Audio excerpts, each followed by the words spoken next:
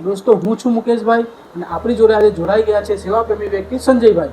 આજે આપણે કેટલાક સવાલો સંજયભાઈને પૂછીશું અને એમને યોગ્ય જવાબ આપવાની ટ્રાય કરશે। સંજયભાઈ, તમે જે સેવાની શરૂઆત કરી એના પાછળની મકસદ શું છે? હું તો એક દુકાનદાર વ્યક્તિ છું, માત્ર દુકાન ચલાવતો હતો। પણ જ્યારે અમે રાશન આપવા ગયા હતા એકવાર, ત્યારે અમે જોયું કે ગામડામાં ખૂબ જ ખરાબ કન્ડિશન છે અને આપણે ઘણીવાર એવું કહેતા હોઈએ છીએ કે આપણો દેશ આગળ આવવું જોઈએ, પણ જ્યાં સુધી ગામડાના લોકો આગળ નહીં આવે ત્યાં સુધી આપણો દેશ આગળ નહીં આવે। એટલે પછી મેં વિચાર્યું કે આપણે આ લોકો માટે બી કંઈ કરવું જોઈએ।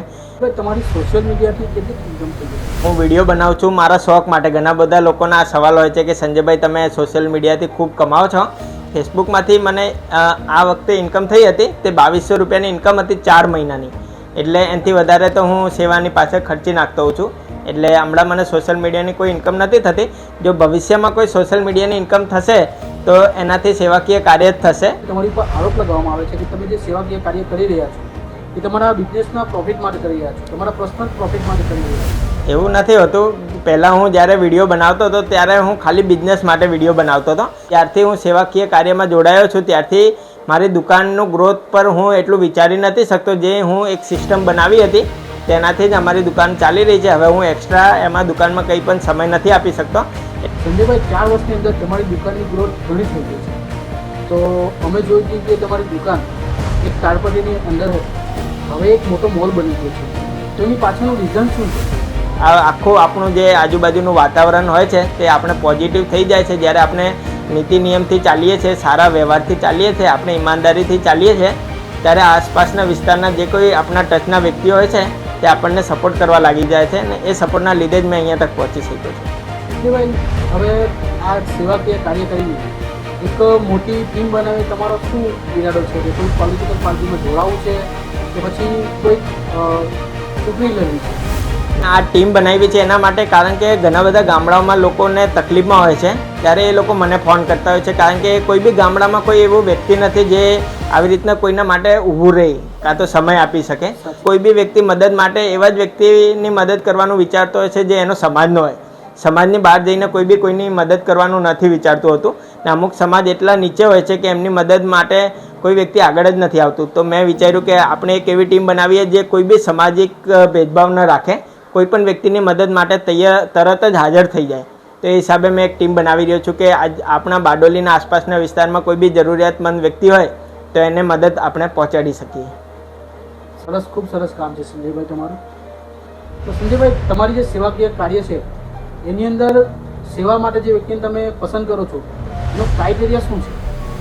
કઈ રીતે પસંદ કરો છો? અમારી ટીમમાં જોડાવા માટેનો કોઈ ક્રાઇટેરિયા નહીં મળે ને મેં તો સૌથી પહેલું રૂલ્સ તો એ રાખ્યું છે કે ટીમનો લીડર હું નથી। જે બી વ્યક્તિ 50%થી વધારે સેવાકીય કાર્યમાં હાજરી આપે તે બધા લીડર કહેવાશે અને બધા લીડર મળીને મને ચાહે તો મને કાઢી બી શકે છે। અને મેં બધા રૂલ્સ એ રીતના બનાવ્યા છે કે એમાં કોઈ બી એક વ્યક્તિ રાજ ન કરી શકે ટીમ પર। હંમેશા દરેક ફેસલા બહુમતીથી લેવામાં આવે છે અને જે કંઈ ફંડ આવે છે તેનું બી બધી ડિટેલ ગ્રુપમાં નાખવાની હોય છે અને અમારું મેન મકસદ હોય છે સેવા કરવાનું। કોઈ બી વ્યક્તિ તકલીફમાં છે તો એની મદદ કરવાનું મકસદ છે। એ હિસાબે અમે લોકો એક ટીમ બનાવી છે અને કોઈ બી જાતિ, કોઈ બી ધર્મનો વ્યક્તિ આવી શકે છે અને જે કોઈ વ્યક્તિને મદદ જોઈતી હોય એ કોઈ પણ જાતિ, કોઈ પણ ધર્મનો હોય, અમે એને મદદ પહોંચાડવાની કોશિશ કરતા હોઈએ છીએ। સંજયભાઈ, તમે લોકોની મદદ કરતાં કરતાં પોતે ફાયદો તો નથી ઉઠાવતા? એવું ઓડિયન્સનો સવાલ છે। જ્યારે કોઈ વ્યક્તિ ખોટું કાર્ય કરતો હોય છે તો ગભરાતો હોય છે, તો સવાલોથી ભાગતો હોય છે। જ્યારે હું ખોટું કાર્ય જ નથી કરતો તો હું સવાલોથી ક્યારેય નથી ગભરાતો। મારું સેવા કરવા પાછળ કોઈ બી આર્થિક ફાયદો હું ક્યારેય વિચારતો નથી। હું જ્યારે બી સેવાકીય કાર્ય કરું છું મારા ઘરના પૈસા જાય એ રીતના જ હોય છે। કોઈ બી સેવાકીય કાર્યમાં મને કંઈ પ્રોફિટ થાય કે હું મારો ખર્ચો પાણી કાઢું એવું ક્યારેય ઉદ્દેશ્ય નથી રહેતું। તો મને એમ કહેતા હોય છે કે સંજયભાઈ, તમે વિડીયો કેમ બનાવો છો? આ વિડીયો જ એવું માધ્યમ છે જેનાથી વધુથી વધુ લોકો સુધી આપણે પહોંચી શકીએ અને વિડીયોના માધ્યમથી જ લોકોને પ્રેરિત પણ કરી શકીએ અને કોઈ પણ કાર્ય જ્યારે વિડીયોના માધ્યમથી થાય છે તો ખૂબ જ સરળતાથી થઈ જતું હોય છે। હા, મને વિડીયો બનાવવાનો શોખ છે એ વાત સાચી છે, પણ એના સિવાયનું મારું કોઈ સ્વાર્થ નથી હોતો। માત્ર એક જ ઈચ્છા હોય છે કે આપણે એક વિડીયો બનાવીએ જેનાથી ઘણા બધા લોકો આપણી સાથે જોડાય, જેથી કરીને આપણે વધુથી વધુ સેવાકીય કાર્ય કરી શકીએ।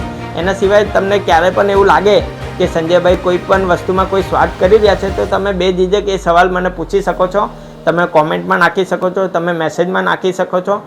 એની સ્પષ્ટતા આપવાની જિમ્મેદારી મારી રહેશે. સંજયભાઈ, તમારો સાચો ઈરાદો શું છે? લોકોની મદદ, બિઝનેસ કે પછી કંઈક બીજું? ના, હું એવું વિચારું છું કે સૌથી પહેલાં તો વ્યક્તિએ પૈસા કમાવા જોઈએ પોતાનું ઘર ચલાવવા માટે. અને જ્યારે એની પાસે પૂરતી ઇન્કમ થઈ જાય છે તો થોડુંક આપણા દેશ પ્રત્યેની જે જવાબદારી છે તે નિભાવવી જોઈએ. અને જવાબદારી નિભાવવાની વાત આવે છે ત્યારે ખાલી પૈસાથી કે ખાલી સેવાથી નથી થતું. ઘણી બધી જગ્યાએ ઘણા બધા ખોટા કામો થાય છે. અને આપણે જો સાચા દેશભક્ત છીએ અને આપણે સાચુંમાં ઈચ્છીએ છીએ કે આપણો દેશ આગળ વધે, તો જ્યાં જ્યાં ખોટા કામો થતા હોય છે એને રોકવાની આપણી જિમ્મેદારી બને છે. કારણ કે જ્યારે ખોટા કાર્ય અટકશે તો જ આપણો દેશ ખૂબ જ ઝડપથી આગળ વધશે. એટલે હંમેશા મારી કોશિશ રહેતી હોય છે કે જ્યાં બી ખોટું કામ થાય છે ત્યાં થોડોક અવાજ ઉઠાવીએ, જેથી કરીને ખોટા કામો બંધ થાય અને લોકો ઈમાનદારીથી જીવતા થાય. અને મને એવું લાગે છે કે જ્યારે આપણે ઈમાનદારીથી જીવીએ છીએ ત્યારે આપણું જીવન એકદમ સુખીમય થઈ જાય છે. એટલે લોકો ગલત રસ્તાથી સહી રસ્તામાં આવે એવી હું કોશિશ કરતો રહેતો હોઉં છું. ઘણા લોકોનું સંજયભાઈ એવું કેવું છે કે તમે કોઈકને બતાવ્યા વગર પણ મદદ કરી શકો છો. સોશિયલ મીડિયા પર કે કોઈ પણ પ્લેટફોર્મ પર બતાવવાની શું જરૂર છે, એવું લોકોનું માનવું છે. મને બી ઘણા બધા એવું લોકો કહેતા હોય છે કે આપણે એક હાથથી દાન આપીએ ત્યારે બીજા હાથને ન ખબર પડવી જોઈએ. પણ હું જ્યારે પ્રેક્ટિકલ લાઈફમાં આ વસ્તુને વિચારું છું ત્યારે એવું માનું છું કે જ્યારે આપણે વગર સોશિયલ મીડિયાની મદદથી આપણે કોઈની મદદ કરવા માટે જઈએ છીએ તો એ મદદ માટે ખૂબ જ કઠિનાઈઓ આવે છે. પણ જ્યારે સોશિયલ મીડિયાનો આપણે સહારો લઈએ છીએ તો ખૂબ ઇઝીલી કંઈ પણ કાર્ય થઈ જતું હોય છે. આગળ તમે જોયું હશે કે અમારે એક ઘર બનાવવાનું હતું, તો એમાં જે કંઈ વ્યક્તિઓ આવેલા હતા તે બધા સોશિયલ મીડિયાના થ્રુ આવેલા હતા. જે કંઈ ફંડ ભેગું થયેલું હતું એ પણ સોશિયલ મીડિયા થ્રુ થયેલું હતું. અને ઘણા બધા લોકોએ અમને સારી સારી વાત કીધી, અમારું કાર્ય એ લોકોને ગમ્યું, તેનાથી અમને પ્રોત્સાહન બી મળ્યું. અમને હજી ઈચ્છા થઈ કે અમે હજી સેવાકીય કાર્ય કરીએ. તો આ બધું એક પોઝિટિવ માહોલ ઊભું કરે છે સોશિયલ મીડિયા. એટલે સોશિયલ મીડિયા જો તમે છોડી દેશો તો તમારી જે સેવા કરવાની સ્પીડ રહેશે તે ખૂબ જ ઓછી રહેશે.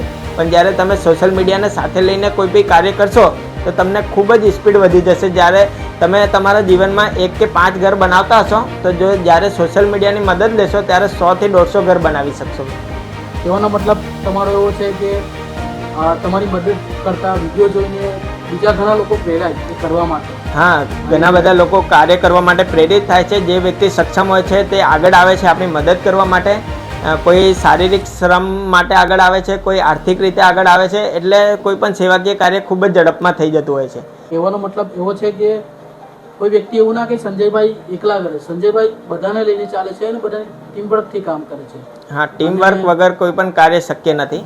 ટીમવર્ક હોવું જરૂરી છે. સંજયભાઈ, તમે કેવી રીતનો સમાજ બનાવવા માંગો છો? મને તો એટલું ખબર પડે છે કે આપણે રામ રાજ્ય લાવવું હોય કે સારું એક રાજ્ય લાવવું હોય જેમાં બધા સુખી રહે, તો એ ત્યારે જ આવી શકે જ્યારે બધા ઈમાનદારીથી જીવતા હોય. એટલે મારી હંમેશા કોશિશ હોય છે કે જ્યારે બી જ્યાં પણ ખોટું થતું હોય ત્યારે તે વ્યક્તિનું વિરોધ થવું જોઈએ, એનાથી એ ખોટું કામ અટકી જાય અને સારું કામ જે થતું હોય એનું પ્રોત્સાહન મળવું જોઈએ લોકોને. એટલે એક માહોલ ઊભો થાય જેમાં બધા લોકો એકબીજાનું સારું કાર્ય કરે. તો એ ખૂબ જ ઝડપથી આપણું રામ રાજ્ય લાવી દેશે. સોને કી ચીડિયા જે કહેવાય છે આપણા દેશને, તે પાછું આપણું સોને કી ચીડિયા બની જશે. તો એક ઈમાનદારીવાળું માહોલ ઊભો થશે.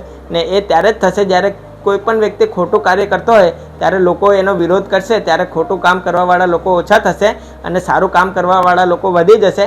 તો એક પોઝિટિવ માહોલ ઊભો થશે. અને કહેવાય છે કે સતયુગ આવશે તો આ રીતના જ સતયુગ આવી શકશે, એવું મારું માનવું છે. સંજયભાઈ, ઘણી વખત તમે કોઈક વસ્તુ માટે ઓબ્જેક્શન ઉઠાવો છો કે ઝઘડો કરો છો, તો તમારો શું ઈરાદો હોય? લડાઈ કરવાનો ઈરાદો હોય કે કોઈ ઓર? હું એવું માનું છું કે બધું કામ શાંતિથી થઈ જાય તો સારું છે. પણ ઘણા બધા સિસ્ટમમાં કે અમુક એવા પદ પર બેઠેલા લોકો હોય છે જે ગરીબ અને બેબસ લોકોનો ખૂબ જ મજાક બનાવતા હોય છે. એ લોકોને ખૂબ જ ધક્કા ખવડાવતા હોય છે. એ લોકોનું કામ નથી કરતા. તો એવા સમયે મને થોડો ગુસ્સો આવી જતો હોય છે. બાકી મારી હંમેશા કોશિશ એવી હોય છે કે પ્રેમથી અને શાંતિથી જેટલું કામ થઈ જાય તે સારું. સંજયભાઈ, તમે ઇનામ તરીકે, અમે સોશિયલ મીડિયા પર જોયું છે કે તમે ઇનામ તરીકે 100-200 રૂપિયા કે 1000 રૂપિયા વેચતા હતા. એનું રીઝન શું છે કે તમારો ઈરાદો શું છે? એ તો જ્યારે મેં નવી ઇન્સ્ટાગ્રામ આઈડી બનાવી હતી અને મારું બિઝનેસ માટે પ્રમોશન માટે આઈડી બનાવી હતી, પણ એનું ગ્રોથ નહીં થતું હતું આઈડીનું. ત્યારે મેં પ્રમોશન માટે 1 લાખ રૂપિયા ખર્ચો કરેલો અને લોકોને આવી રીતે ઇનામ વેચેલા. આપણે જ્યારે બિઝનેસ કરવા માટે કોઈ બી લાઇનમાં જતા હોઈએ છીએ ત્યારે આપણે બિઝનેસ માટે જે જે વસ્તુ યોગ્ય હોય છે તે બધી આપણે કરવાની હોય છે. તો એના ભાગરૂપે એ બધું મેં કરેલું હતું. મારી આઈડી ગ્રોથ કરાવવા માટે મેં શરૂઆતમાં લોકોને ઇનામ આપેલા, એનાથી મારી આઈડી ગ્રોથ થયેલી અને એ બધું મારું દુકાનના પ્રમોશન માટે હતું. એનાથી મારી દુકાનનું સારું એવું પ્રમોશન થયેલું અને એનાથી મારી દુકાનને સારો એવો ગ્રોથ પણ મળ્યો હતો. તો એ તમામ વ્યક્તિનો હું આજે પણ આભારી છું જે લોકોએ એ સમય મને સપોર્ટ કર્યો હતો. સંજયભાઈ સંજયભાઈ તમને અમારે શું માનવું, એક સેવાકીય વ્યક્તિ, એક બિઝનેસમેન, પછી બીજું કંઈ? હું ફર્સ્ટ પાર્ટ મારી લાઈફનો જે મેન ઉદ્દેશ્ય હોય છે તે મારો બિઝનેસ જ હોય છે, કારણ કે મારું ઘર ચાલે છે પછી હું સેવાકીય કાર્ય કરી શકું છું. એટલે હંમેશા મારો મેન રોલ બિઝનેસમેન તરીકે જ હોય છે. હું પહેલાં કોશિશ એ જ કરું છું કે મારું બિઝનેસ વ્યવસ્થિત ચાલે, એના પછી મને જે એક્સ્ટ્રા ટાઈમ મળે છે એમાં હું સેવાકીય કાર્ય કરતો હોઉં છું. અને હું એવી એક સિસ્ટમ બનાવવા માગું છું કે એવા ઘણા બધા લોકો સેવાકીય કાર્યમાં જોડાઈ જાય, એવું એક ગ્રુપ બને જેમાં 1000થી વધારે લોકો સેવાકીય કામ કરવા માટે જોડાય નિસ્વાર્થ ભાવે, જેથી કરીને કોઈ બી આસપાસના વિસ્તારમાં કોઈ તકલીફમાં હોય તો એ ગ્રુપમાં મેસેજ નાખતાની સાથે જ એ વ્યક્તિનું કામ થઈ જાય. એટલે એનાથી બધાને પૂરતો સમય બી મળી રહે પોતાના માટે, તેમજ સેવા માટે જે કોઈ વ્યક્તિ જ્યારે ઈચ્છા હોય ત્યારે સેવાકીય કાર્ય પણ કરી શકે. એટલે મારું ભવિષ્યનું પ્લાનિંગ એ જ છે કે બિઝનેસ તો હું ફોકસ કરતો જ રહેવા, પણ સાથે સાથે એક એવો માહોલ ઊભો કરા જેથી કરીને લોકોની મદદ થઈ શકે. અને મદદ એટલે ખાલી દેખાવ પૂરતી મદદ નહીં, એવી મદદ કરવાની છે જેથી કરીને એ લોકોને પગભર કરી શકાય, એ લોકોને આગળ લાવી શકાય, એ લોકોને જે તકલીફનું મૂળ કારણ છે તે આપણે કાઢી શકીએ.